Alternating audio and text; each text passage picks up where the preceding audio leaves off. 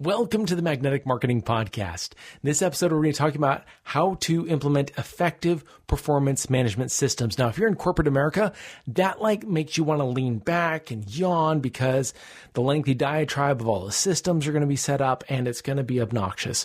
However, for those of us who have a smaller business, this is something that we usually overlook. It's something that we usually try to run from our gut. It's all reactive based. And so we need to shift that and make sure that we are focused 100% on making this conscious instead of subconscious for our employees. It's direct in what they recognize. And that kind of change requires incremental adjustments. So with that said, what we're going to be talking about are the four components of effective management system. There are four different pieces that you absolutely need. And then as you are applying all of these four pieces, there are 7 elements that are going to help you do that step by step and make sure that you don't miss a thing. So once again, this is supposed to be incremental. So as you listen to this, pay attention for one thing that might come to mind, one single thing that you can implement that might be able to create an exponential change inside of your management process currently. And if this really resonates, bookmark it, share it with a friend. With that said, let's jump into implementing effective performance management systems. I don't think there's anybody that has had a bigger impact in the field of direct response than Dan Kennedy. The legend of Dan Kennedy should be ignored at your own peril. They're not really lessons, they're kind of laws that you live by. Dan opened my eyes to what small business marketing looks like. Dan teaches strategic direct response that is timeless. His ripple effect touches people who don't even know his name. The world as we know it was changed because Dan Kennedy became obsessed with marketing. Welcome to the Magnetic Marketing Podcast with your host, Dan Kennedy. 15 years ago, I guess, I went to a mastermind group in Baltimore with a bunch of entrepreneurs. And one day, we had a guest speaker come in,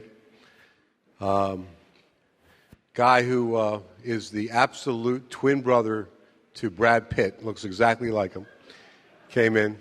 You're about to see that. I mean, all the ladies in the room, be still your heart, came in to talk to us about management, how to manage your company, how to manage the people that you work with.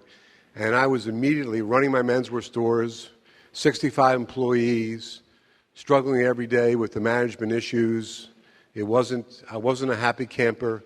I was immediately gravitated to this guy. As a matter of fact, I had tried others before him, did not get any kind of results.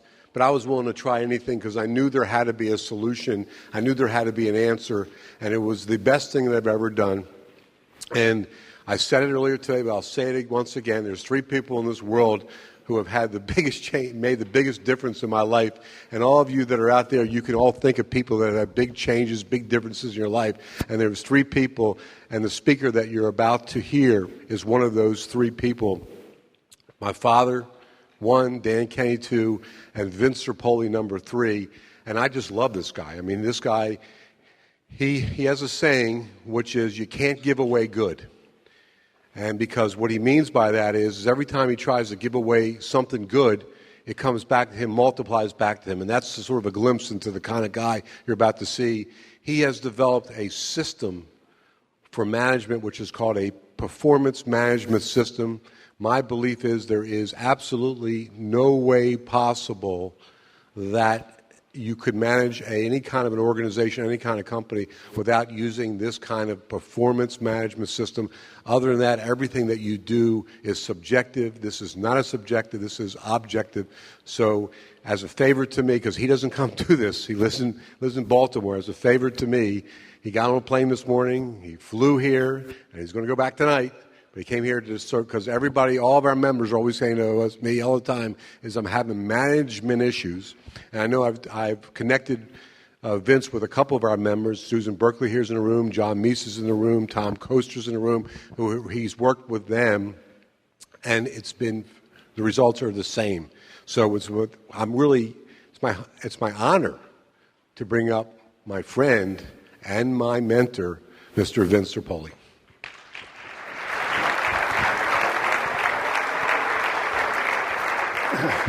Thank you, Wayne. I didn't like the order he put me in, after his father and Dan. We're here to talk about performance management. And as Bill indicated, it's been a number of years ago, about 15 years ago, that I helped him install a performance management system. And basically, a performance management system is a method, it's a system for getting things done through people. That's the definition of management, getting things done through people. So often, managers don't understand their responsibility in getting things done through people. But Bill has credited this performance management system with a lot of the success that he's achieved, not only in his previous business, but also in his current business. Now, what I found in working with thousands of managers over a period of time was that most organizations, most managers have a performance management system, and they utilize that performance management system on an ongoing basis. However, that performance management system is subliminal. People start to manage other people, and they use the activities to manage on an ongoing basis, but subliminally. As a result of it being subliminal basis rather, they can't take any corrective action to make the system better. So what I do with organizations is I try to raise the system they're currently using to a conscious basis. Because when it's on a conscious basis, you can take the necessary corrective action to make it more effective. What I found in all of my work with managers is that most managers see problems they incur as really problems. And I found that the overwhelming majority of situations that managers call problems are really symptoms of an ineffective performance management system. Now, I'm not saying that any of you have an ineffective performance management system. Only you can do that by your answer to a few questions that I'll generally raise as we go along here. But one of the major symptoms of an ineffective performance management system is unsatisfactory productivity. I'm sure all of you from time to time have experienced flat or declining sales. Now, needless to say, this is always a problem. But when that problem recurs over a period of time, then it's a serious situation. I think that most people who run organizations try to correct that in different manner, but it doesn't always work. The real key is first defining what unsatisfactory productivity is. And I'll give you a couple definitions. Unsatisfactory sales productivity indeed is when the sales are down. But it also encompasses periods of time when they come back up and go back down again. There seems to be peaks and valleys in the production of organizations. It also encompasses periods of the year that managers buy in that, we always have a lousy January or February. It also encompasses periods of time when the economy goes down and their salespeople or other people within the organization use the economy as an excuse for lack of performance. You see, most of the things I'm telling you here are not academics, they're experiential. Throughout my career, I managed people in organizations where the economy was in terrible shambles. But we still made fantastic progress by understanding the concepts of a performance management system. But it also includes the pace of the workflow. Lots of times managers complain that the pace of the workflow in their organization is so slow, it's like trying to empty a bottle of molasses while you're in a freezer. Comes out very, very slow. It also encompasses the meeting of target dates that frequently hamper management people. How often have you delegated to a subordinate, a particular job you want it done, and then you found out the night before, the week before, the day before, that nothing was done before the target date. Error rate is awfully high in organizations that really do not have an effective performance management system. And poor quality is another thing that encompasses that. But let me see if I'm working with the right crowd here. Of these situations, are you now or have you ever experienced this kind of unsatisfactory productivity? Raise your hand, please. Okay, good. All right, another factor that's a symptom of an ineffective performance management system is turnover in the organization.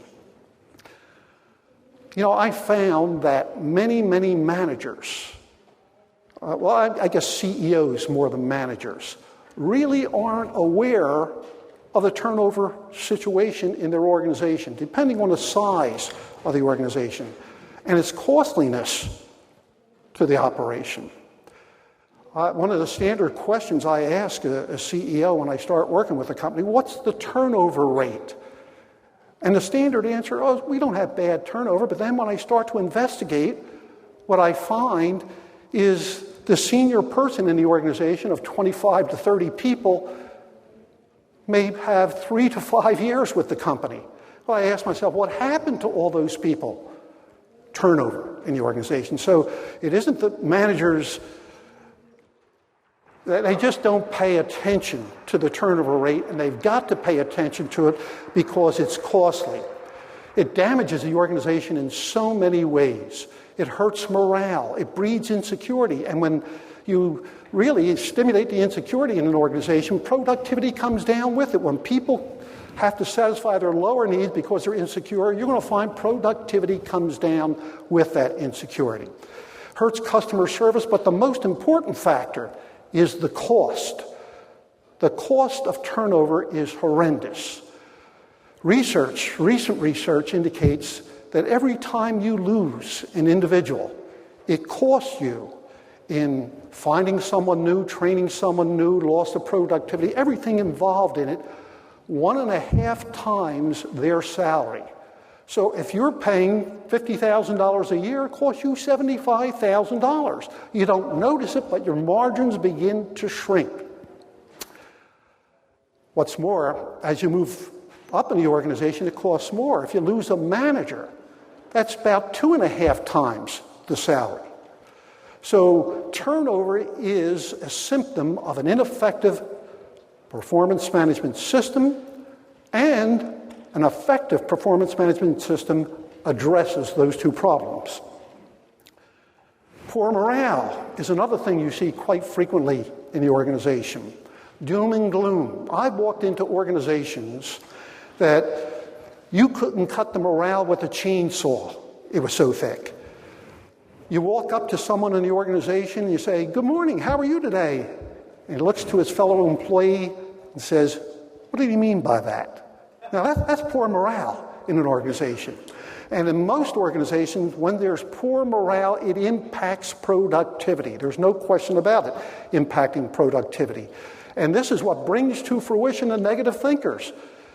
If there's a negative attitude there, the negative thinkers begin to fill it. They see the glass of water half empty rather than half full.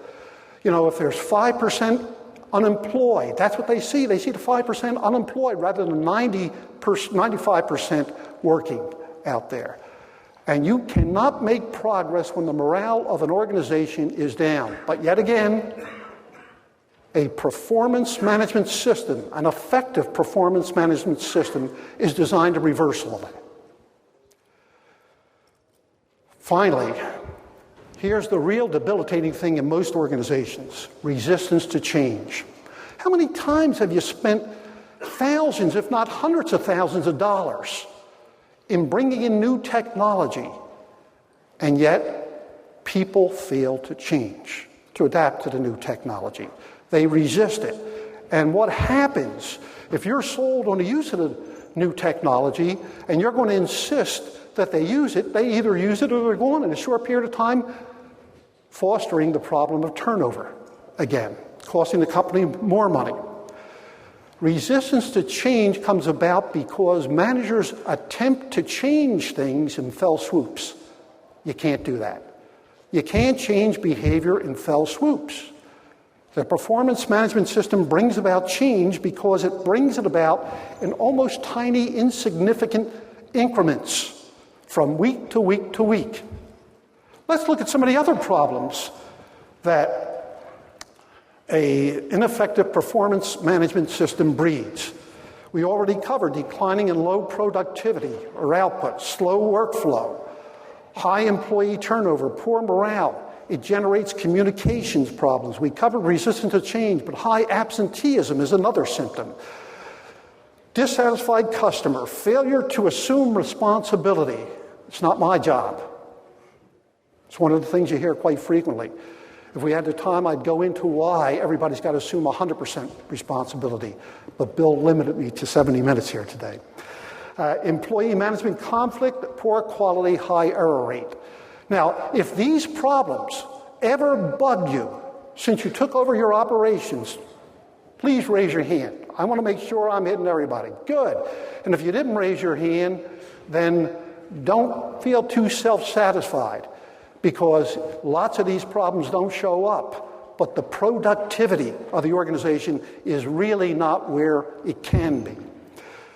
Okay, let's talk about a performance management system. I'm going to give you the components of an effective performance management system.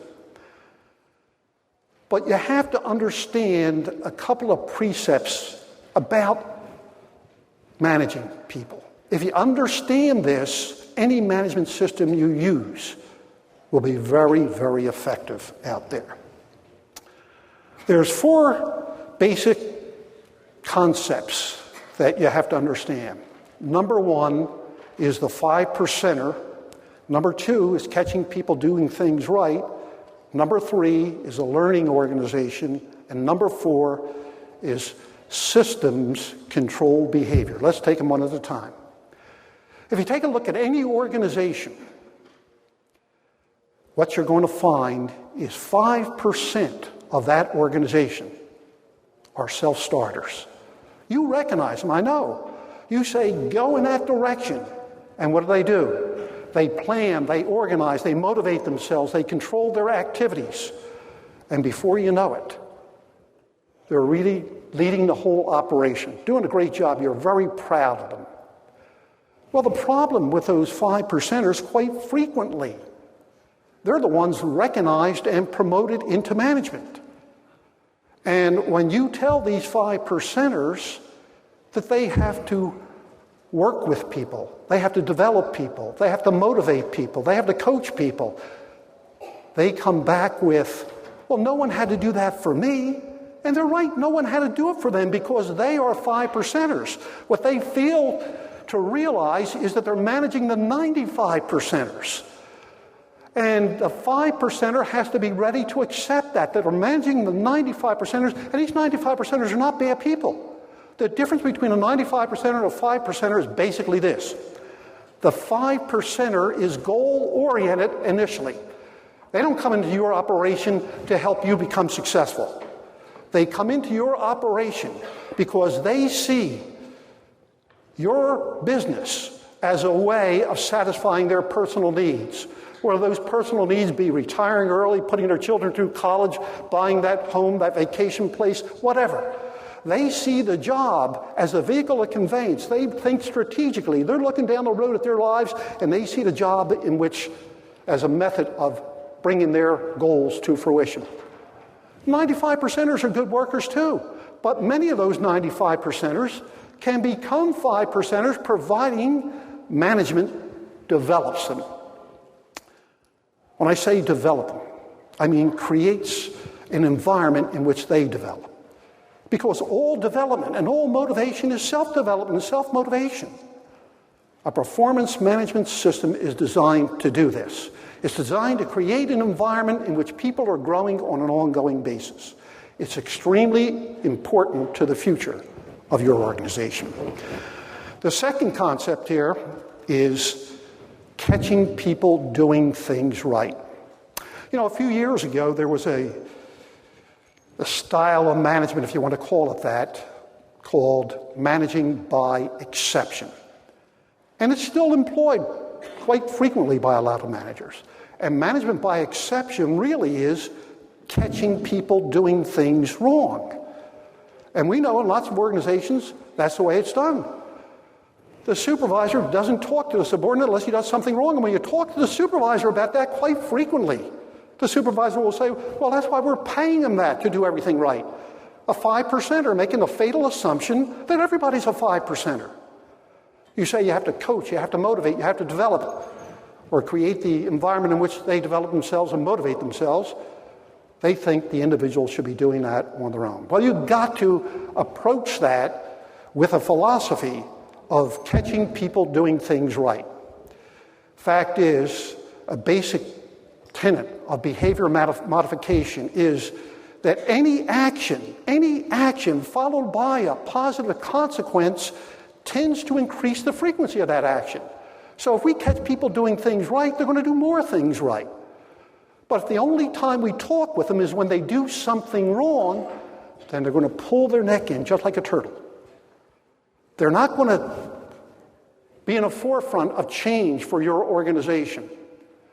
What you have to do is empower them.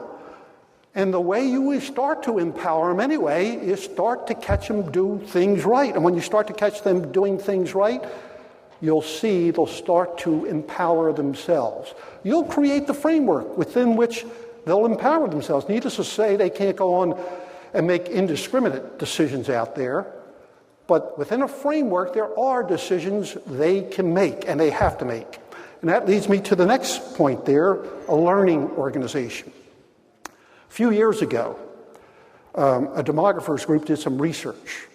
And they said that as we move into the 21st century, there is going to be a lot more skilled positions that are open than there are people to fill them.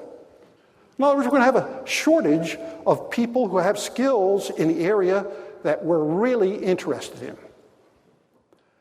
But we won't be able to fill those positions. But that research also came up with the fact that people will stay with organizations where they have the opportunity to grow. Now, what does that mean, the opportunity to grow?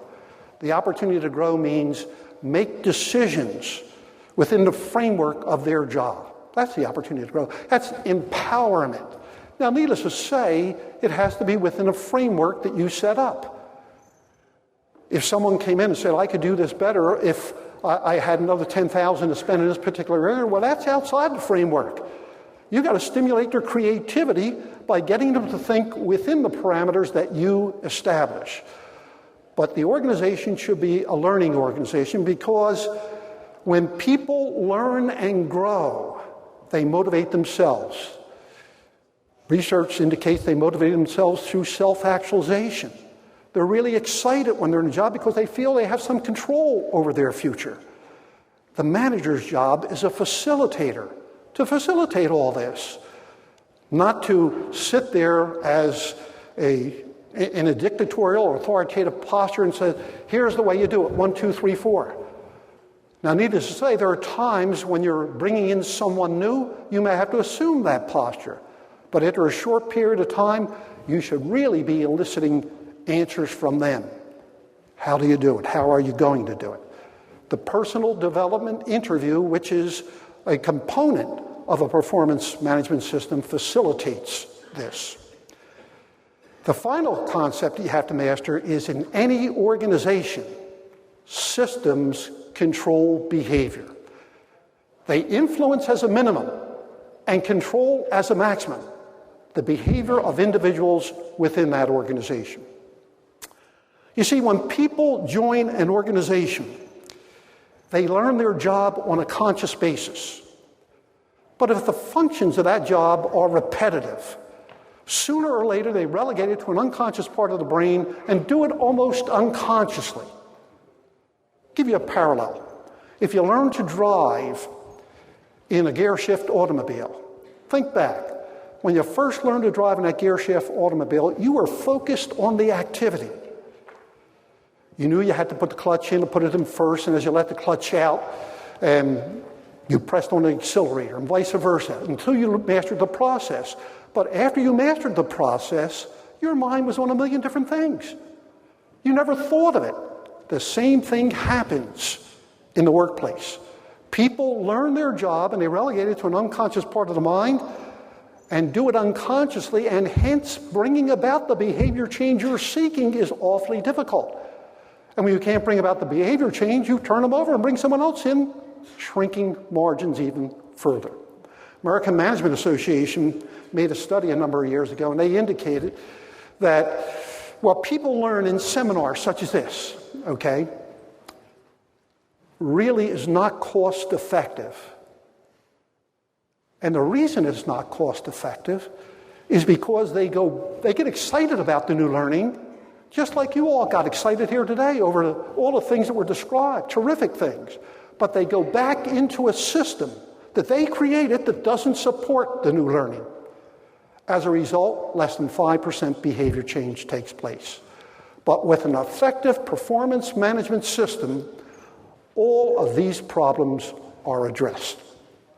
Let's take a look at what an effective performance management system looks like.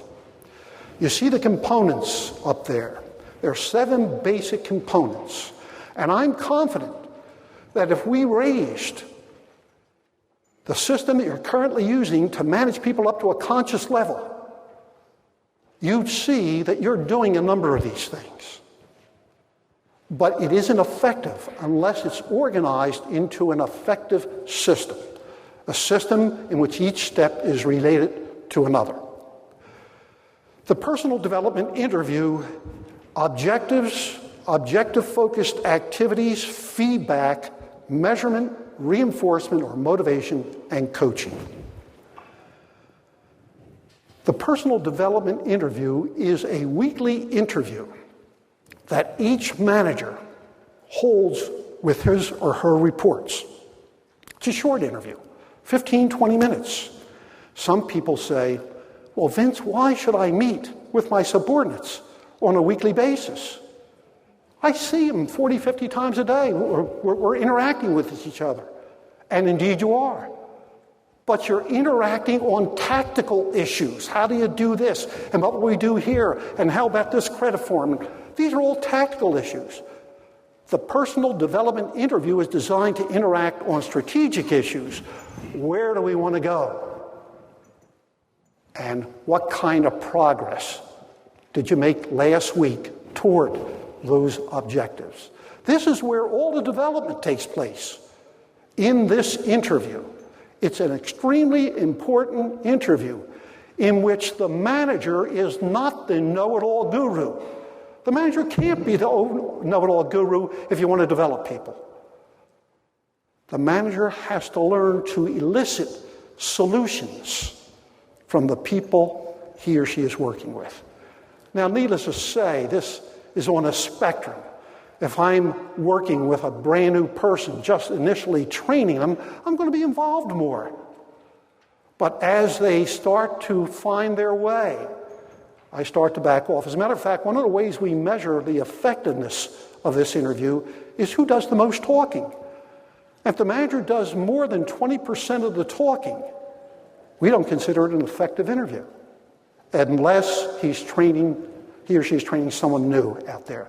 The personal development interview is the keystone of the whole process. Just think now, if the manager has to meet with me, and I'm a subordinate, on a weekly basis, and I know that he's going to ask me about the performance, my last week's performance toward the objectives for which he or she is holding me responsible for, what does that do? That prioritizes the work I have to do. You know, I walk into hundreds of organizations, and what I found is today, because of the concern for costs, people have more peas on their knife than they can handle. It isn't that people aren't working, but they're not working on the right things quite frequently. And that's because it's not being prioritized. You see, people respond to the areas where their leadership shows concern. But that concern's got to be continuous. It can't be sporadic. It's got to be continuous, and that's the purpose of the weekly personal development interview. It's really to sit down and draw from that individual solutions to problems and recognize them for the progress he or she made out there. That's the key. When people don't get recognized for the progress that they make, then they say, oh, what's the difference? The only time the boss sees me is when I do something wrong. So they perform at a level just to keep you off their back. And as long as they perform at a level to keep you off their back, you're not going to achieve your goals out there.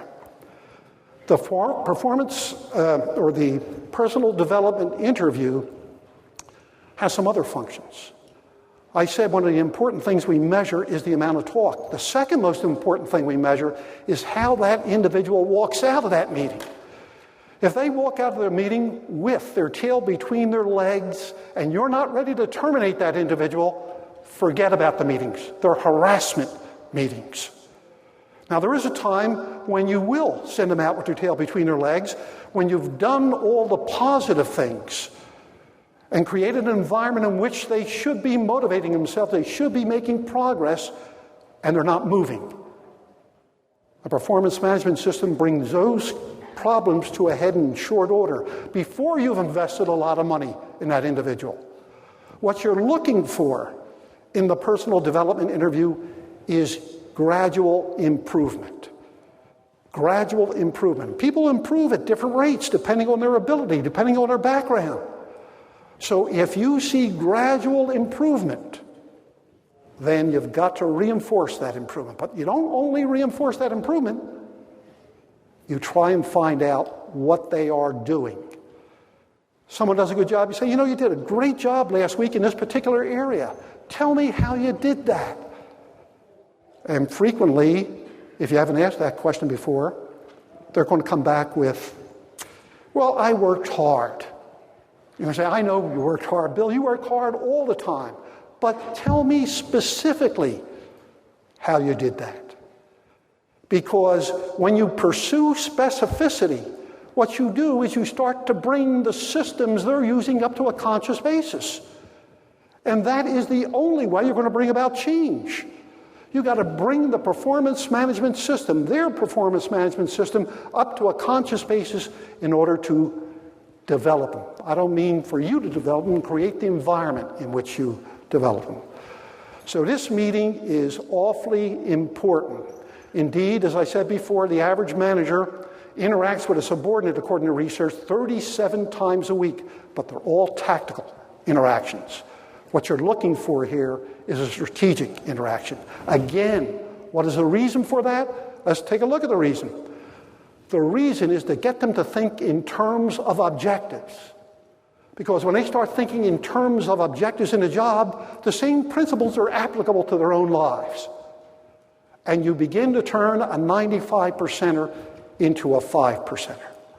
You won't turn all of them into 5%ers. There's no question about that.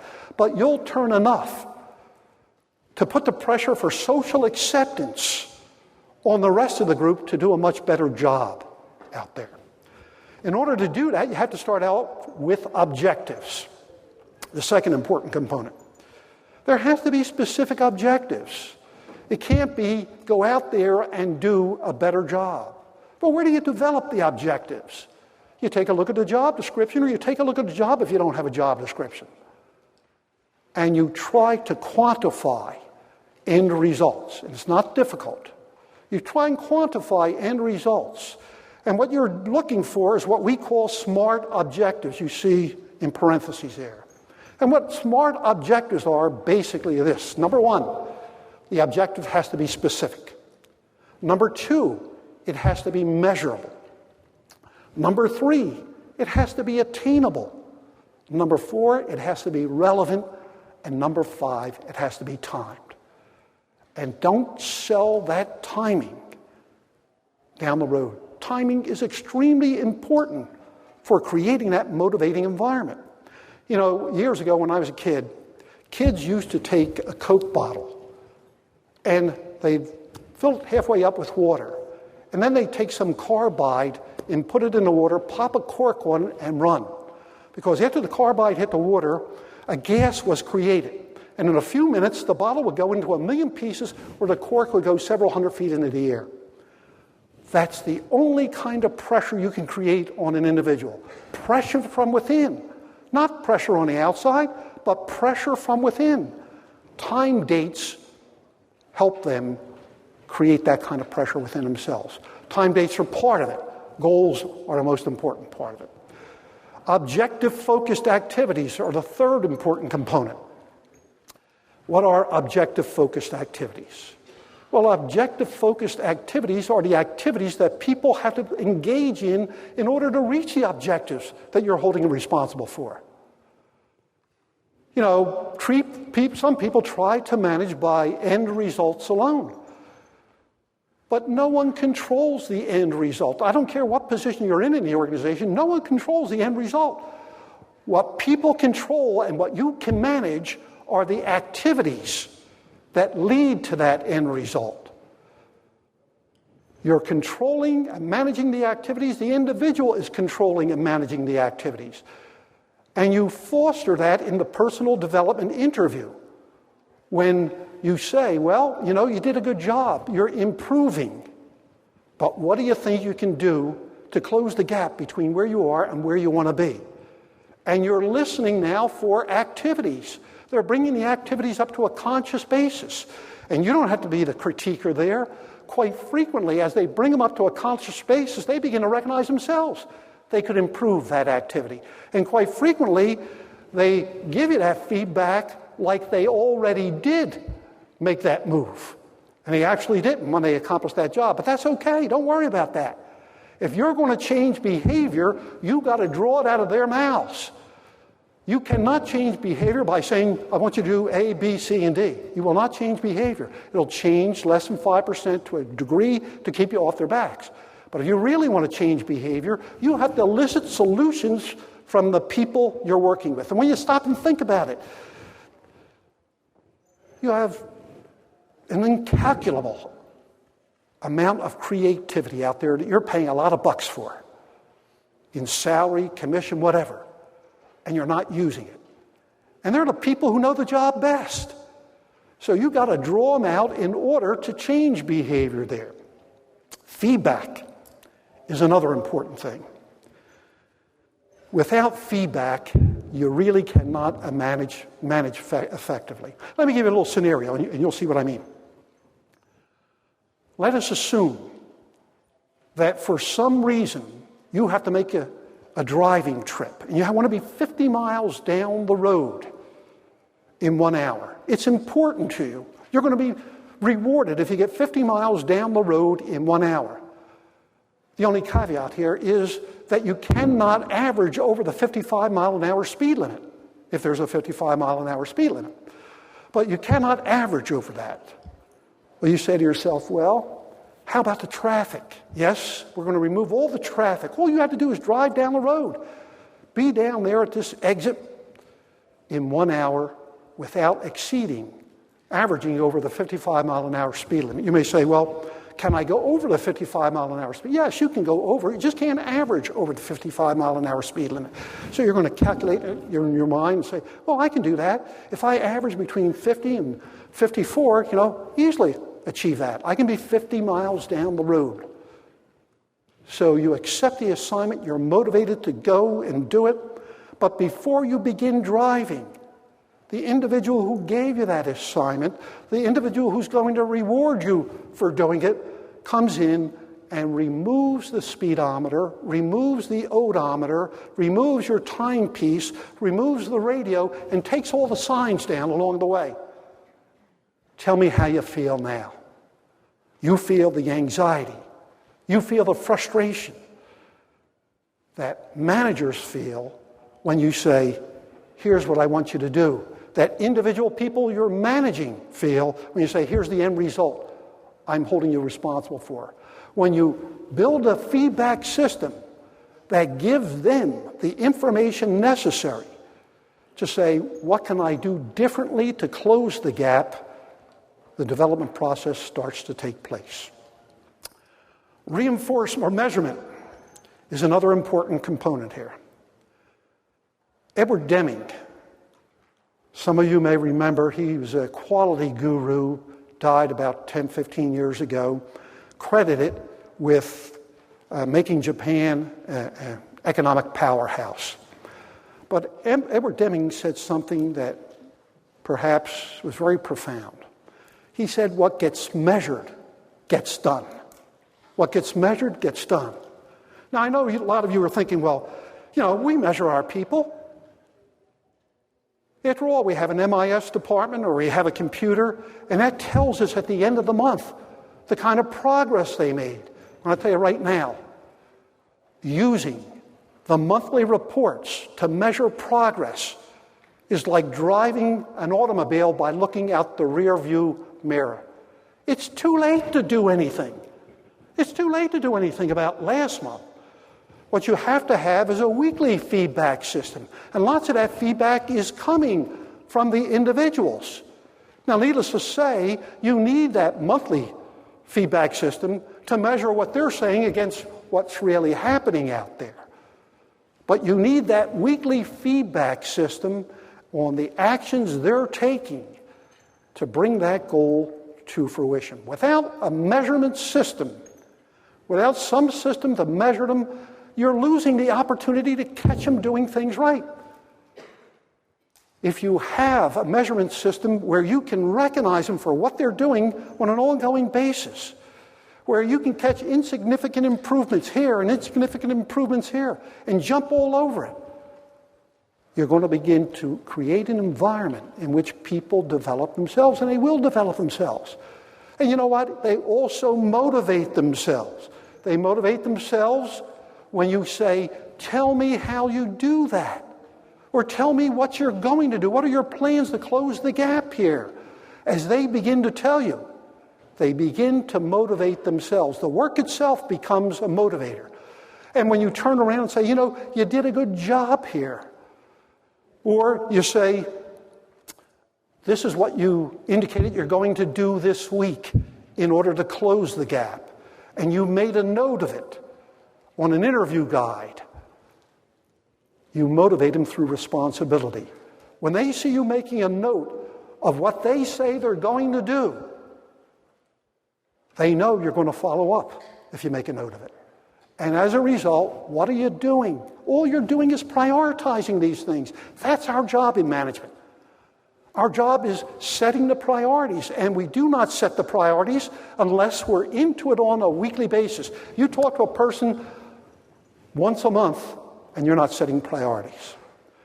Now, some of you say, well, Vince, I can, because of all my other responsibilities, I cannot meet with my people every week. Well, let me tell you the relationship between that and behavior change. Weekly meetings bring about substantial behavior change in a short period of time. And it changes them in tiny increments from week to week because you're focused on the end result and drawing the activity out of them.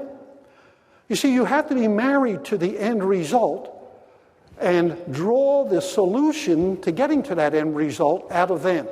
When you draw it out of them, they come up with the ideas for bringing about the behavior change. Now, if you do it on a weekly basis, you bring about rapid behavior change, but almost insignificant from week to week. But if you looked at it a month, 2 months later, there's been substantial behavior change. When you try to change people in fell swoops, that's not going to take place. You're going to see a lot of resistance out there. But the other side of that is that if you do it on every other week basis, you still bring about behavior change, but at a much slower pace. And if you do it on a monthly basis, it's even slower. And if you do it beyond once a month, forget about it. You're wasting your time. You're not going to bring about the behavior change you're looking for. But this weekly interview is extremely important because you're catching people doing things right. Some of you may have read a number of years ago a book by Tom Peters, In Search of Excellence, and he talked about walking around management. And that's what walking around management is all about. It's catching people doing things right. Because if we catch people doing things right on an ongoing basis, they're going to do more things right. We create an environment in which people want to succeed. And if that environment is not there, you have to assume responsibility as leaders. You have to assume responsibility. It doesn't start from the bottom up. Success in the organization starts from the top down.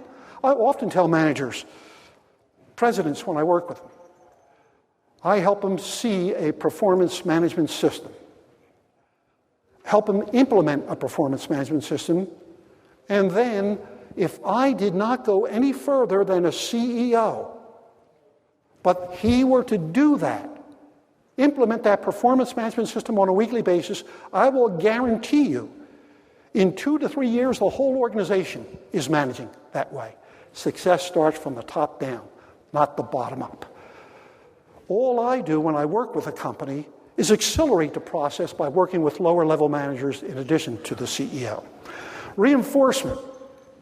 I got to be conscious of my time. Bill cut me off here. Reinforcement is another important component. It's really creating that motivating environment out there. And so many managers go about this incorrectly. So many managers think they're creating a motivating environment when they bring their group together and have a general meeting. And they get up and say, boy, did we have a lousy month. And we're going to have to work harder out there to reach our objectives. Well, they're creating a motivating environment, but for the non-performers. The non-performers are sitting there and they're saying, I'm not alone. Everybody's doing a lousy job. And the performers are saying, hey, how about me? I did a good job. Maybe the company as a whole did a poor job, but I did a good job. When managers have group meetings, they got to reinforce the positives. Now, one of the reasons they try to cover everything in that meeting and they really neutralize the good things with that kind of an approach is because they only hold that kind of a meeting to communicate with their people. The personal development interview permits you to handle these meetings differently. Because in the general meeting, what you're pointing out is what people did right. You're saying Susan does a super job in this area, and Bill does a great job in this particular area. You're setting standards. And just the reverse is happening when you get up and say, boy, did we have a lousy month. Just the reverse, because the first person I bring in after that is the non-performer. And I sit them down, I want to talk to them about their performance, and I already gave them the crutch.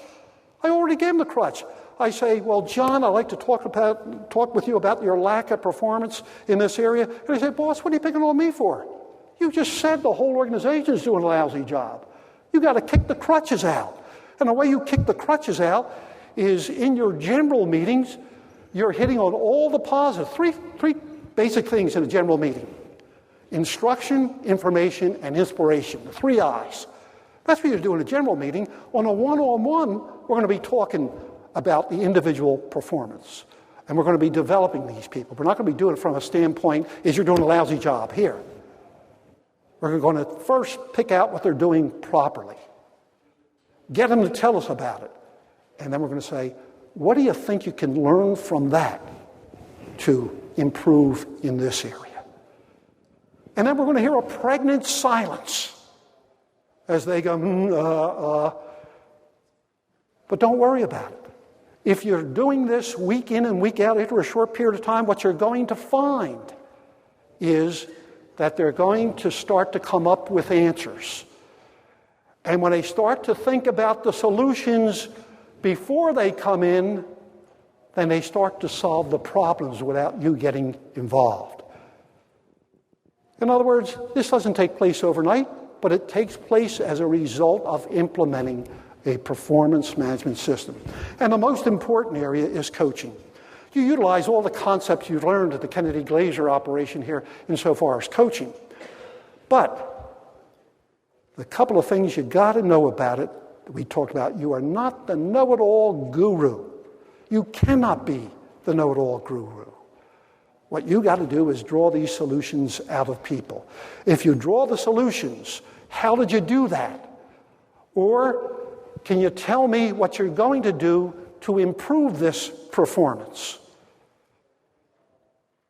2 things are going to happen. They're going to start moving in that direction, and it's going to reduce your talk time. Managers can't take silence. When they keep quiet in the interview, If more than 10 seconds go by, they want to speak. As a result, they take the pressure off the person who should have the pressure on them, person performing the job. And not pressure that you're putting by your approach, because your approach has got to be understanding, empathetic, and you're interacting with people. You're trying to pick them up. But the approach of getting them to come up with solutions, the approach of empowering them. They're the basic components of a performance management system. If all those components are employed, you'll see these problems, these symptoms that some of you may identify as problems disappearing after a short period of time. It's not going to go from night to day in one fell swoop. If it were that easy, anybody could do it.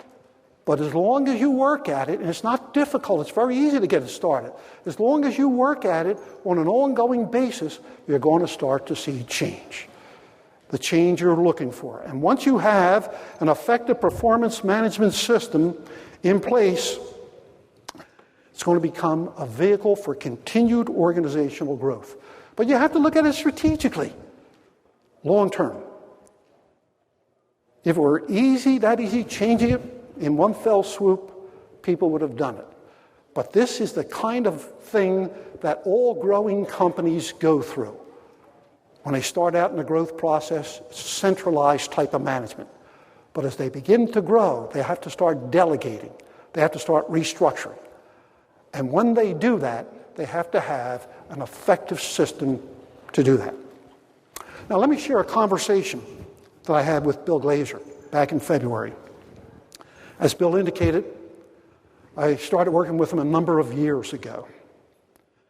And the one thing that Bill did that I see so often not being done is implement. He didn't pay for me and then not take that information and use it. He implemented. And he implemented it very, very effectively out there. And we have been friends, and he's contacted me on numerous occasions, and I've contacted him, being the marketing guru out there. You can change your organization and using a performance management system to do it into a real vehicle for growth.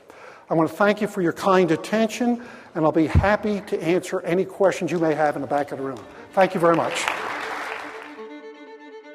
Thank you for listening to the Magnetic Marketing Podcast with Dan Kennedy. If you love hearing in on these lost Dan Kennedy talks and speeches and calls, then please let someone else know about this podcast. That's how you can help it to grow. And the more it grows, the more free Dan Kennedy we can bring to you. Also, Dan would love to give you the most incredible free gift ever, designed to help you make maximum money in minimum time. Now, this free gift comes with almost $20,000 in pure money-making information for free just for saying maybe. You can get this gift from Dan right now at nobsletter.com. Not only will you get the $20,000 gift, you're also going to get a subscription to 2 marketing newsletters that will be hand-delivered by the mailman to your mailbox each and every month. One from Dan Kennedy and one from me, Russell Brunson. To get this gift and your subscription, go to nobsletter.com right now.